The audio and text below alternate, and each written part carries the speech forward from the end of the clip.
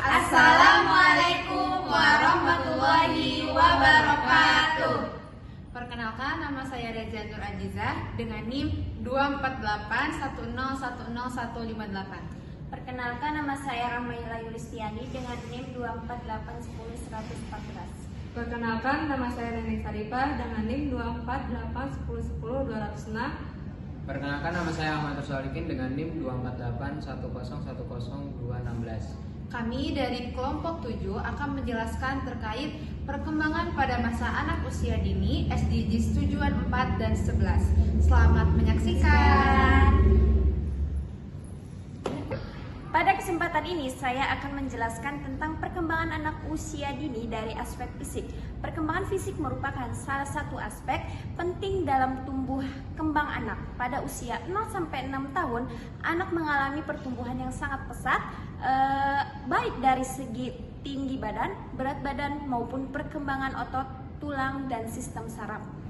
Perkembangan fisik anak dapat dilihat dari dua kemampuan, yaitu motorik kasar dan motorik halus. Motorik kasar meliputi kemampuan berlari, melompat, naik turun tangga, dan menjaga keseimbangan. Sedangkan motorik halus meliputi kemampuan memegang pensil, menggambar, mewarnai, menggunting, dan menyusun puzzle.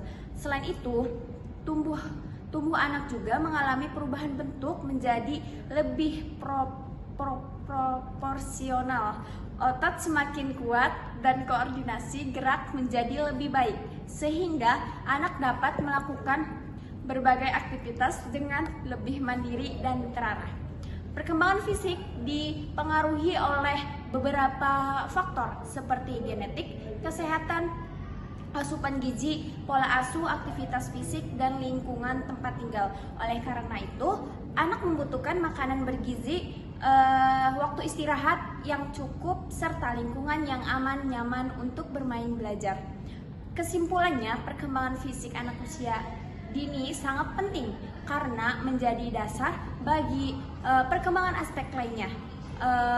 Dukungan dari keluarga, sekolah, dan lingkungan sangat dipengaruhi agar anak dapat tumbuh sehat, aktif, dan siap menghadapi jenjang pendidikan berikutnya. Selanjutnya yaitu perkembangan kognitif anak usia dini. Perkembangan kognitif merupakan kemampuan anak dalam berpikir, memahami, mengingat, dan memecahkan masalah. Pada usia 4-5 tahun, anak mulai mengenal simbol, angka, warna, dan bentuk, serta memahami hubungan sebab akibat yang sederhana. Perkembangan ini biasanya dapat ditingkatkan melalui pembelajaran aktif seperti bermain sambil belajar, kegiatan proyek yang sederhana, penggunaan media edukatif, dan eksplorasi lingkungan sekitar. Selain itu, interaksi dengan orang tua, guru, dan teman sebaya juga berperan penting dalam membantu anak mengembangkan kemampuan berpikirnya. Oleh karena itu, dukungan dari keluarga, sekolah, dan lingkungan yang ramah itu sangat diperlukan bagi anak agar perkembangan kognitif anak dapat berkembang secara optimal menjadi bekal pendidikan di masa depan. Dan selanjutnya itu ada perkembangan anak usia dini dari aspek psikososial. Perkembangan psikososial anak usia dini meliputi perkembangan emosi, kemampuan sosial, serta pembentukan identitas diri. Pada masa ini, anak belajar mengenali dan mengendalikan emosi, berinteraksi dengan orang lain, serta memahami aturan sederhana dalam kehidupan sehari-hari. Perkembangan ini menjadi dasar penting bagi kesiapan anak memasuki sekolah dan masyarakat. Menurut teori Erikson, usia 1-3 tahun berada pada tahap otonomi versus rasa malu dengan ragu, di mana anak belajar mandiri, dukungan orang tua akan menumbuhkan rasa percaya diri. Sedangkan jika terlalu membatasi dapat menimbulkan keraguan pada diri anak.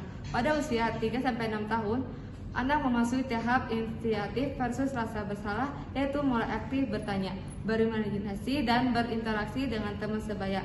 Dukungan lingkungan membantu anak berani mencoba hal-hal baru.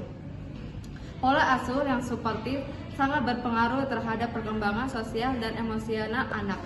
Anak yang mendapatkan kasih sayang, bimbingan, dan batasan yang jelas cenderung lebih percaya diri, mampu bekerja sama, dan mudah beradaptasi. Selanjutnya yaitu keterkaitan perkembangan anak usia dini dengan Sustainable Development Goals SDGs tujuan 4 dan tujuan 11. Nah, perkembangan anak usia dini memiliki keterkaitan yang erat dengan SDG 4 yaitu pendidikan berkualitas dan SDG 11 kota dan pembangunan berkelanjutan. SDG 4 menekankan pentingnya akses terhadap pendidikan anak usia dini yang berkualitas agar anak memperoleh situasi yang optimal.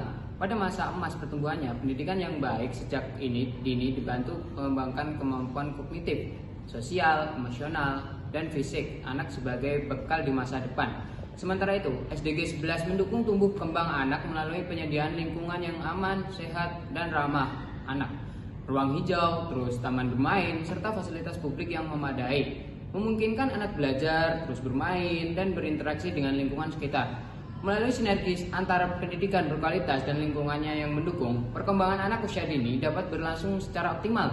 Oleh karena itu, diperlukan dukungan kebijakan, fasilitas, dan partisipasi masyarakat untuk mewujudkan generasi yang sehat, terus cerdas, dan berkarakter sesuai dengan tujuan pembangunan berkelanjutan. Sekian dari kami, kurang dan kurangnya mohon maaf. Wassalamualaikum warahmatullahi wabarakatuh.